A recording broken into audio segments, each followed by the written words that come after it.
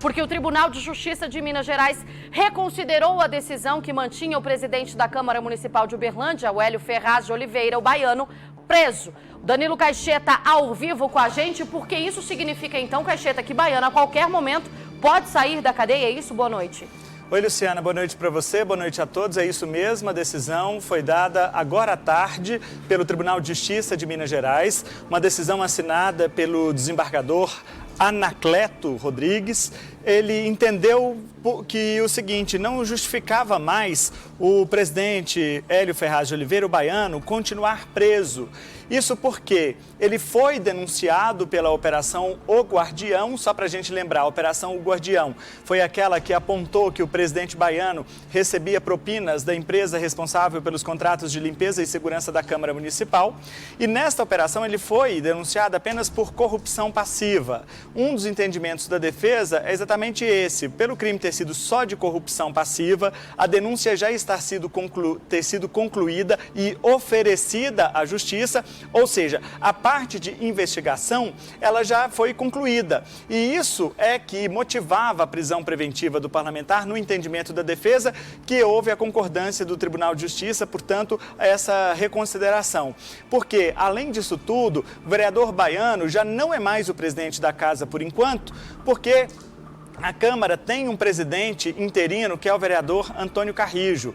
Para além disso tudo, é bom a gente lembrar que nesta semana o Superior Tribunal de Justiça concedeu uma outra liminar, dando liberdade ao vereador baiano e a outros 8 parlamentares, exatamente pela Operação Má Impressão, que apurou o desvio das verbas indenizatórias, mas nesta operação, nesta decisão, o STJ manteve todos os parlamentares, inclusive baiano, afastados do mandato. Não só isso, eles continuam, portanto, ele continua afastado do mandato, está proibido de entrar e de frequentar o prédio da Câmara Municipal, está proibido de conversar com funcionários do Legislativo e com outras pessoas investigadas pela operação, está proibido de sair de casa à noite e de sair de Uberlândia sem autorização da Justiça. Diante de todas essas medidas, que são as consideradas as medidas cautelares, o Tribunal de Justiça olhou e falou assim, não, então agora com essas medidas já são suficientes para que o presidente da casa, o vereador baiano,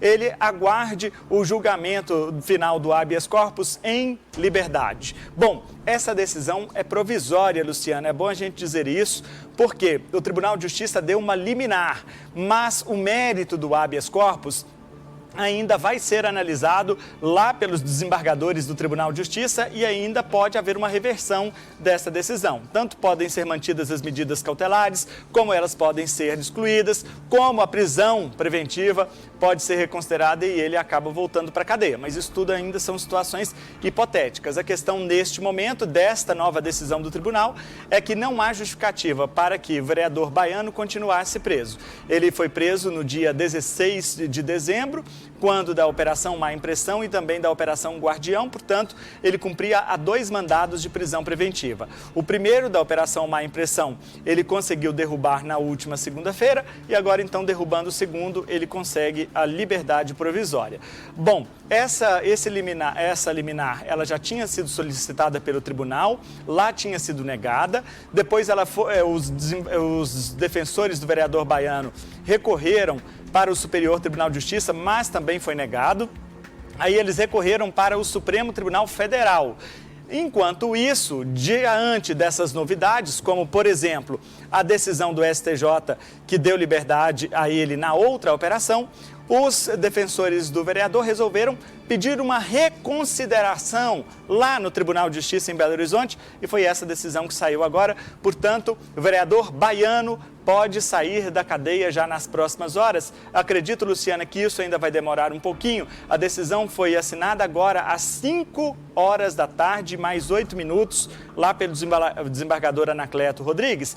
E ainda tem alguns trâmites burocráticos, por exemplo, inserir as informações no sistema, fazer a comunicação oficial para o juiz da 3ª Vara Criminal de Uberlândia, para que ele faça a expedição do alvará de soltura e aí informe esse alvará de soltura no sistema prisional para que aí sim o vereador possa ganhar a liberdade. Mas o desembargador colocou lá também na decisão o seguinte: olha, antes de dar a liberdade para ele, deixe claro todas as medidas cautelares e quais as consequências dessas medidas caso elas não sejam cumpridas, como por exemplo, voltar para a cadeia. Luciana. Estou acompanhando aqui na nossa transmissão, Caixeta, os nossos telespectadores revoltados, e não é para menos, porque eu também fui pega aqui de surpresa nessa história. Agora, Caixeta, você disse que a Justiça entendeu que não havia elementos suficientes para mantê-lo preso, é isso? Neste momento não há necessidade de manter a prisão preventiva, que só para a gente entender, Luciano, é o seguinte: a prisão preventiva ela é para assegurar a instrução processual. Qual foi o entendimento do desembargador? A investigação já terminou. Como de fato terminou mesmo, porque já tem até denúncia oferecida à Justiça. A denúncia foi formalizada, oferecida à Justiça no final do mês passado pelo Ministério Público Estadual, e é aquela denúncia que ele o denunciou por corrupção passiva. Bom, uma vez então que, olha só, todos os elementos, as investigações terminaram, a denúncia já foi oferecida à Justiça, o mandato dele está suspenso, ele está proibido de frequentar o prédio da Câmara e de conversar com funcionários do Legislativo.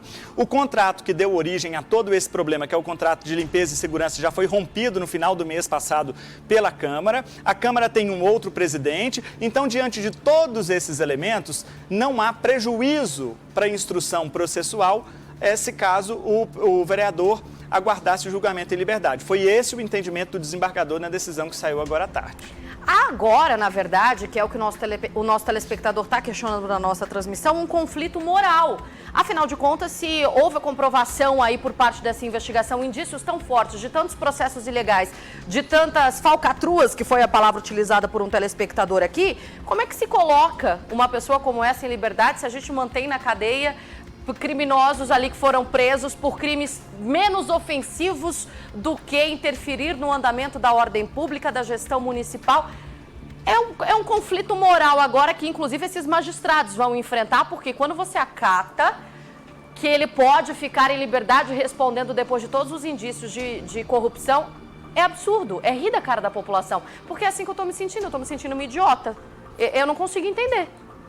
Luciana, eu até entendo a sua indignação e, claro, de todos os nossos telespectadores também, é evidente, mas nós somos cidadãos, né, e estamos revoltados, eleitores que somos, com todas essas situações que nós estamos presenciando rotineiramente na Câmara Municipal de Uberlândia, mas também tem a questão legal, jurídica, que ela não pode ser desprezada. E a prisão preventiva, ela também não pode ser entendida como uma antecipação de pena, porque ela é preventiva. Preventiva, ela não é uma condenação. Então, pode ser que, apesar de tudo, pode ser que o vereador venha a ser absolvido. Bom, se ele vier a ser absolvido, por que ele ficou preso? A prisão preventiva é para ele não atrapalhar as investigações. Como as investigações terminaram, então o desembargador falou, olha, então ele pode aguardar em liberdade, porque não é um crime que a liberdade dele vá prejudicar o andamento do processo, ele possa destruir provas, coagir testemunhas, etc. e tal. Esse foi o entendimento do desembargador, também não sei se é bem por aí, mas a questão é que ele não foi condenado ainda. Então, aquela questão da presunção da inocência, né, Luciana? Até que não sejam condenados, eles são inocentes e aí vai uma história longa. Apesar de todos os indícios, né, como você bem disse aqui, só nesse caso aqui do vereador baiano, a gente mostrou aqui no Cidade Alerta, na época, havia as planilhas, né, da propina, de quanto que era repassado para os vereadores, dos seguranças fantasmas que eram pagos lá pela Câmara, mas não trabalhavam, né? Teve aquela conversa lá de um funcionário assessor do presidente baiano tentando coagir a funcionária responsável pelo setor de segurança quando ela fosse prestar depoimento ao Ministério Público. Então, tem várias situações que, de fato, nos deixam muito revoltados, mas isso, claro, vai ter o seu momento ainda para ser analisado pela Justiça. Se é uma crítica que a gente precisa fazer aqui, Luciana, essa crítica está na lei. A lei que a gente precisa mudar, né? Aplicabilidade, inclusive, porque é uma presunção da inocência com aplicabilidade a quem convém. Se fosse um Zé das Couves, estava lá detida, estava lá presa até agora. agora. Mas enfim, depois a gente entra nessa questão. Obrigada, Caixeta, pelas informações, vocês acompanhando aí todos os esclarecimentos sobre essa decisão da Justiça. Então a gente vai continuar aguardando, porque a qualquer momento o vereador baiano também deve deixar o presídio. E acredite, tudo que vocês estão me dizendo aqui na nossa transmissão é o que eu sinto enquanto cidadã. Não é mesmo? Porque a gente fica revoltado, com certeza, principalmente quando que eu falei, quando é uma aplicabilidade seletiva.